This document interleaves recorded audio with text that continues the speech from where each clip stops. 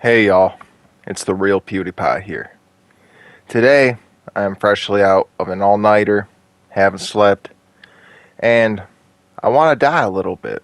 And I thought I'd dive a little bit further and lose some faith in humanity. And what better way to start that off with how the Domino's mascot encouraged our robbery?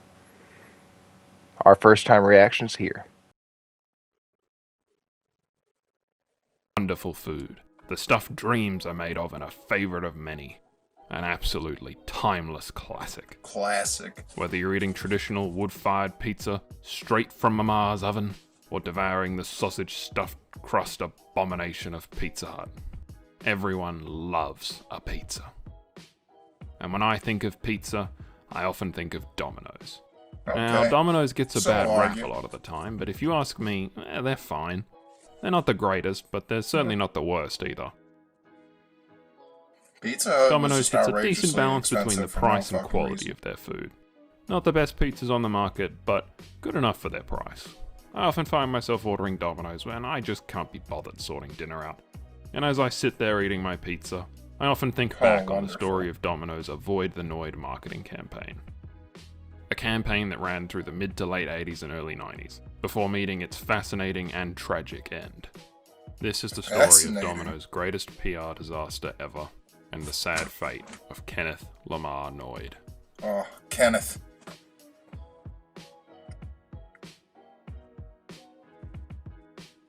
I know what Kenneth is. It the It's same 1960, and the failing pizza business Dominic's has just been bought out by two brothers, Tom and James Monaghan, for the whopping price of $900 dues. After struggling for a year with little success in their new business endeavor, James wanted out and sold his share to his brother Tom, who over the next few years would turn it into a burgeoning pizza empire. In 1965, the business changed its name to Domino's and began opening new shops this is a all whole across the history United lesson on States the business. and eventually the world. Fast forward to the mid-1980s and the brand is looking for a new way to market themselves. Considering the fast food pizza space was already occupied by a number of competing companies, they instead looked for a new way to make Domino's stand out from the crowd. I get past A the hot and marketing ready. campaign not based on some new gimmick pizza or lowered prices, but instead one based on reliability. So, Domino's devised a new campaign, promising that their pizzas would arrive faster, hotter, and in perfect condition. Perfect. In 1986, Domino's launched their brand new marketing campaign starring a strange-looking, buck-toothed animated character known as the Noid. The Noid was a personification of all of the troubles that could occur with a pizza delivery, whether it's getting the order wrong, having the pizza damaged or show up late. The Noid himself was hell-bent on disrupting pizza I don't know why deliveries through Noids whatever kind of remind me of nefarious them means old he could. rabbits games And only Domino's were able to small avoid animated the series. Noid, as they put Animated it. series. If anyone knows what I'm talking about, This marketing campaign worked, and Domino's gives saw me those great vibes. success with their new anti-mascot. The Noid quickly soared to the heights of other famous characters, starring in a number of advertisements, and having toys and comics made. Even two separate video games were created. Huh. Gotta the be a Noid pro had one gamer crucial if you're gonna difference, sell you see. pizza. While most mascots are portrayed Who likes positively, pizza? as they are kind Gamers. of the face of the company in many of these commercials, the Noid was the exact opposite. He was portrayed negatively. It was explicitly shown to be bad, and he was hell-bent on destroying all pizza deliveries he could get his hands on. Only through the incredible power of Domino's could he be stopped.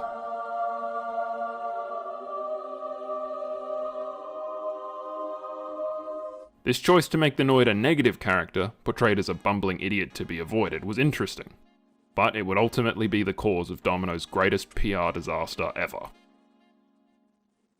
Born in 1967, Kenneth Lamar Noid was not a mentally healthy individual.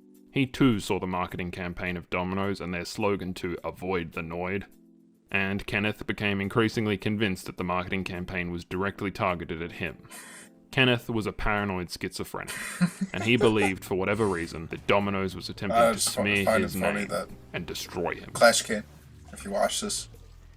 After years of seeing these ads, toys, comics, games, and more becoming increasingly popular around him, Kenneth reached a breaking point. January 30th, 1989, midday.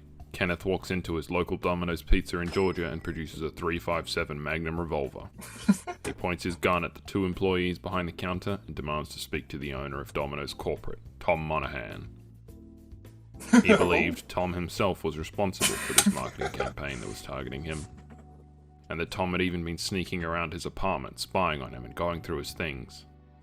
While it seems like he did get to make a phone call to Domino's corporate, I can't find any evidence that he actually got to speak to Tom. At this point though, Kenneth had two hostages inside the restaurant with him, both employees of the store. And when police surrounded the establishment, Kenneth made two demands. First, he wanted $100,000 in cash, and second, he wanted a white limousine to drive away.